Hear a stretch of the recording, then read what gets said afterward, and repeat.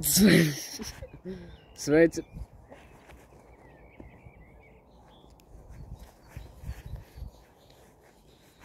Sveicināti video, kur es cenšos skaidrot lietas, kuras es uzzināju tikai šodien.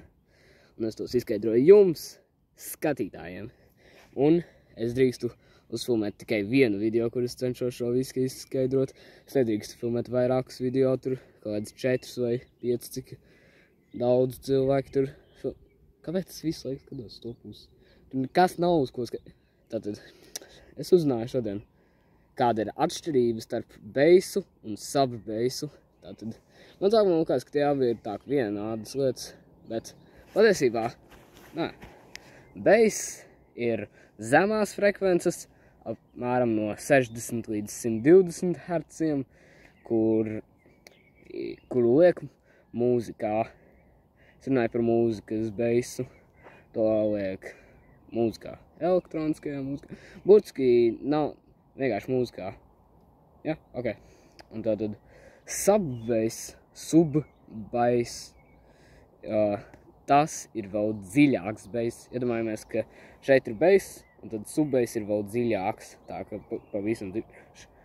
Subbeiss ir no 70 līdz 20 hertziem, kas ir ļoti dziļi, un ir iespēja, ka cilvēki pat nevarētu to sadzirdēt, izņemot, ja nav kaut kādas ļoti kvalitatīvas austiņas, vai arī subwoofers, kas ir tumba, kas ir speakers, tumba, audio tumba, kas ir domāti beisam un subbeisam. Un tātad subbeiss, mēs to nevaram dzirdēt, bet mēs to varam sajust. Tos liek koncertos, man liekas, liek subwooferus, un lai cilvēki varētu sajust tās frekvences un visu, bet nedzirdētu, tikai sajistu.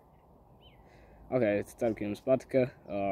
Kaut kas tālāk, kaut kas tāds, es nezinu, ko cilvēki parasti saka, kad beidz video. Tikai viens video, nebūs vairāk.